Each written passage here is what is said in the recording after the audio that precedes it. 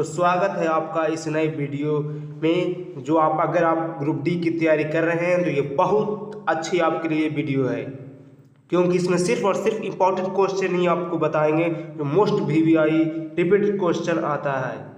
चलिए शुरू करते हैं। पहला है, जीव विज्ञान का जनक किसे कहा जाता है? अरस्तु को। जीव विज्ञान का वर्गीकरण दो भागों में किया गया है। पहला है जंतु विज्ञान, दूसरा है वनस्पति विज्ञान।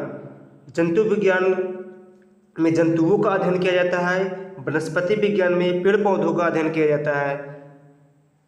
जंतु विज्ञान के अध्ययन का जनक अरस्तु को कहते हैं, पेड़ पौधों का अध्ययन का जनक थियोफ्रेस्टस को कहते हैं।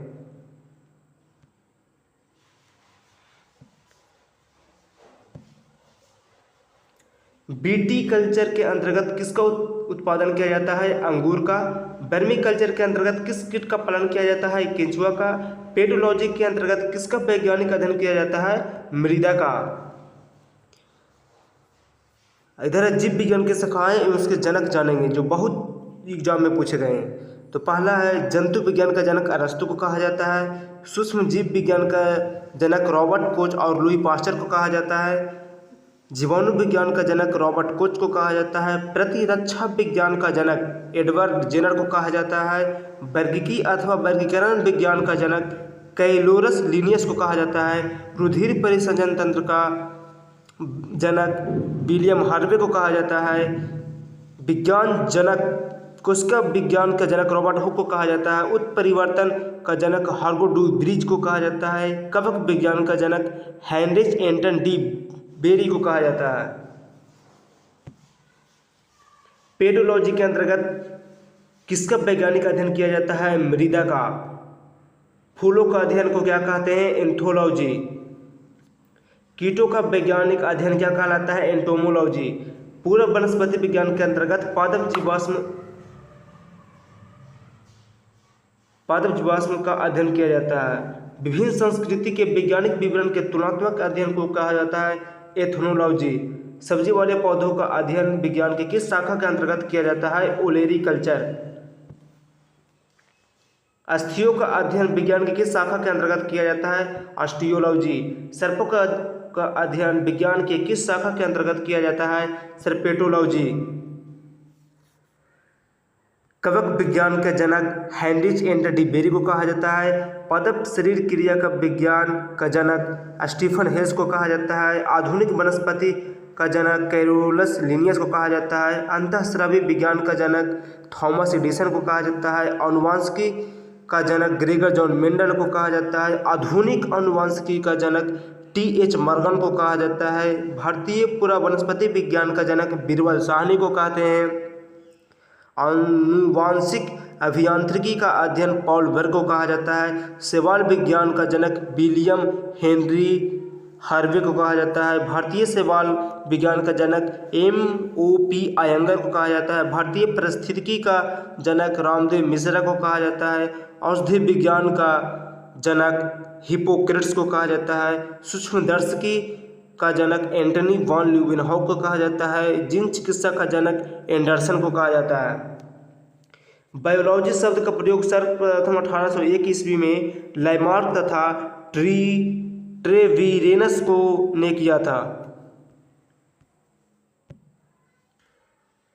हाइड्रोपोनिक्स किससे संबंधित है? मृदा रहित पादप संवर्धन से, यानी कि बिना मिट्टी के पौधों को उगाना हाइड्रोपोनिक्स कहलाता है। जंतु विज्ञान के अंतर्गत किन जंतुओं का अध्ययन किया जाता है? जीवित व मृत दोनों प्रकार के जंतुओं का अध्ययन किया जाता है जंतु विज्ञान में। घासों का अध्ययन घास विज्ञान कहलाता है। शैवालों का अध्ययन एल्गोलॉजी कहलाता है।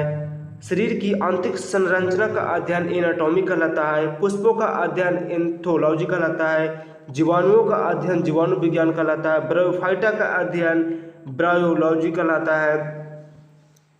पादप में रोगजन्य गांठों पादप का कैंसर का अध्ययन केसिडोलॉजी कहलाता है। वृक्षों की आयु का अध्ययन डेंड्रोक्रोनोलॉजी कहलाता है।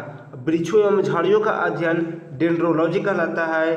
वातावरण से पौधों के संबंधों का अध्ययन इकोलॉजी कहलाता है। कवकों का वैज्ञानिक अध्ययन माइकोलॉजी कहलाता है। माइकोप्लाज्मा वैज्ञानिक का अध्ययन माइकोप्लाज्मोलॉजी कहलाता है। निमेटोड्स और पादपों के संबंधों का अध्ययन निमेटोलॉजी कहलाता है। पादप जीवाश्म का अध्ययन पैलियोबोटनी कहलाता है। परागकण का अध्ययन पैलियोलॉजी कहलाता है। पादप रोगों के उपचार का अध्ययन फाइटोपैथोलॉजी कहलाता है। पोषक तथा परजीवियों के संबंधों का अध्ययन पैरासिटोलॉजी कहलाता है। औषधि पादपों का अध्ययन फार्माकोलॉजी कहलाता है। लाइकेंस का अध्ययन लाइकेनोलॉजी कहलाता है। सूक्ष्म जीव का अध्ययन माइक्रोबायोलॉजी कहलाता है। किस शाखा के अंतर्गत बिना मृदा के बागवानी की जाती है? तो हाइड्रोपोनिक्स। मानव जाति की संस्कृति के विकास का अध्ययन एंथ्रोपोलॉजी कहलाता है। जैविक एवं अजैविक वातावरण से जीवों के विभिन्न संबंधों का अध्ययन इकोलॉजी कहलाता है। अंतःस्रावी तंत्रों का अध्ययन एंडोक्राइनोलॉजी कहलाता है। भ्रूणीय संवर्धन का अध्ययन एम्ब्रोयोलॉजी कहलाता है। उत्प्रेरकों का अध्ययन एंजाइमोलॉजी कहलाता है। कीट पतंगों का अध्ययन एंटोमोलॉजी कहलाता है। जीवों के आनुवंशिक लक्षणों एवं उनकी वंशानुगति का अध्ययन जेनेटिक्स कहलाता है। रोगों की प्रकृति, लक्षणों एवं कारणों का अध्ययन पेडोलॉजी कहलाता है। आयु में वृद्धि के साथ जीवों में होने वाले परिवर्तन का अध्ययन जरा विज्ञान कहलाता है, अंतर्गत किया जाता है। रुधिर एवं रुधिर संबंधी रोगों का अध्ययन हेमेटोलॉजी कहलाता है। उभयचरों एवं सरीसृपों का अध्ययन हर्पेटोलॉजी कहलाता है। स्तनधारियों का अध्ययन मैमेलोलॉजी कहलाता है। अति सूक्ष्म जीवों का अध्ययन माइक्रोबायोलॉजी कहलाता है। तंत्रिका तंत्र का अध्ययन न्यूरोलॉजी कहलाता है। दंत विज्ञान संबंधी अध्ययन ओडेंटोलॉजी कहलाता है। पक्षियों का अध्ययन अर्निथियोलॉजी कहलाता है। भ्रूणीय संवर्धन का अध्ययन एम्ब्रायोलॉजी कहलाता है। जीवों पर विभिन्न विकिरण के प्रभाव का अध्ययन रेडियोलॉजी कहलाता है। जीवों का नामकरण एवं उनके वर्गीकरण का अध्ययन टैक्सोनॉमी कहलाता है। तो आज तक इतना ही। बाकी अगले वीडियो में फिर से आपके लिए रिवीजन लेकर आएंगे एकदम इंपॉर्टेंट क्वेश्चन। तो वीडियो अच्छी लगी हो तो लाइक एंड